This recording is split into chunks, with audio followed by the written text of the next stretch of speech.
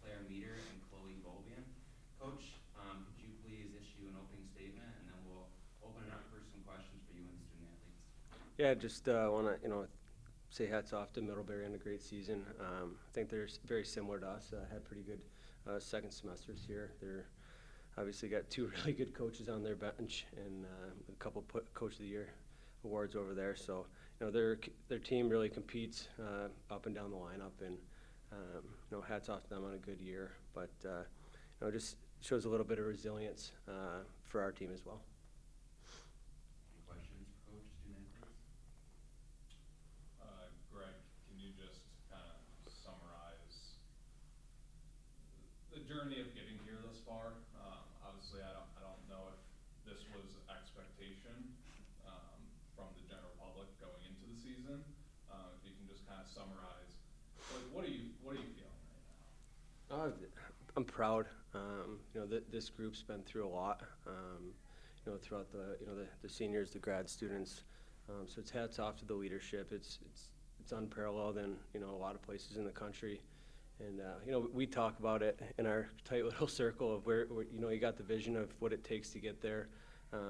But there's just so much sacrifice that this group gives, and I think our leadership group. We got 5 people. We got 2 captains that have been there, and they hold everybody accountable. But they're also pretty nurturing, and I think you see that in how we respond in a lot of situations. And Claire, can you just talk about, obviously you've been here a while, what it means to score that game-winning goal, what it was like to have such a great Elmira crowd here today as well, and obviously the alumni that were back. What does that mean to you? Obviously been here for 5 years, and I've honestly, that was probably the biggest goal of my career and probably the biggest game for me. 2 years ago, I wasn't able to play against Middlebury in the Frozen Fours. I broke my collarbone that year, but yeah, like Greg said, this team is crazy. It's unbelievable. Nurturing the girls and just grooming them and growing them and watching them grow has been an absolute pleasure of mine. And I get emotional talking about this group of girls because they are so special, and I've never been a part of anything like this. And we could feel every ounce of support that we had from our alumni and the parents and our fans. It was unbelievable. And Chloe, obviously, phenomenal game once again. Between the pipes, what are you seeing, over the course of this run that you guys have made? What are you seeing from your angle that's really giving you the best chance possible to be successful between the pipes? I think one word that's always stuck with me this year, and I think that's been proven all throughout these games, is just resilience. We have had a lot of cards stacked against us, and I think we're probably one of the biggest underdogs that you could say from the general public, but that never fazed us, and it still doesn't faze us, and we knew where we were meant to be, and we knew what we had to do, and that's what we did. And this team, I think, can battle through everything, and I think that's what's gotten us here. And Greg, can you just talk about the adjustments that were made? Obviously, in the first 10 or so minutes of the contest, it felt like they were spending a lot of time in their offensive zone, getting a lot of shots on Chloe. What adjustments were you looking to make there in the first, following that first 10 minutes? Yeah, I think we just had to settle in a little bit, and we've seen it all on film. There's not many secrets between the two teams.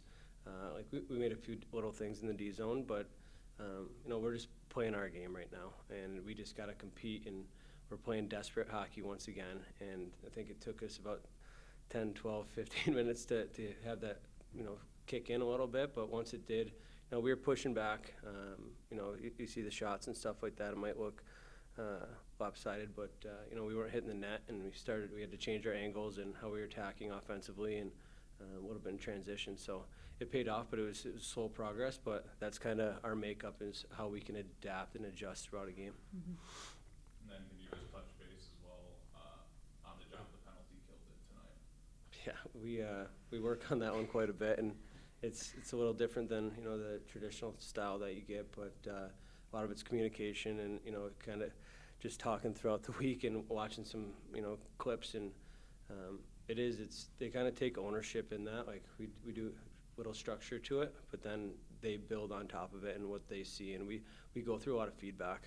That's kind of, it's a lot of feel and movement there. So it's different for every team, and we change every week, and that's why it's pretty good. Claire, this is a bit of a homecoming for you.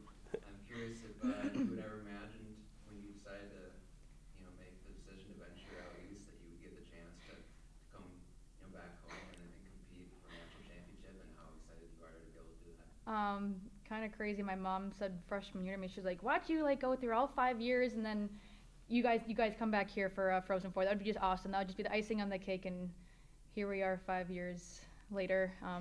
It's been a full circle, that's for sure. I am ecstatic to be back, and especially have my second family here with my real family. I hosted them at my house just a couple days ago for a big team meal, and it was just meant to be, and it's unbelievable. It's been so much fun. All right, congratulations on the win, and good luck on Sunday. Thanks, Thank guys. you. so much. Yeah. Thanks, guys. Thank you. Thank you.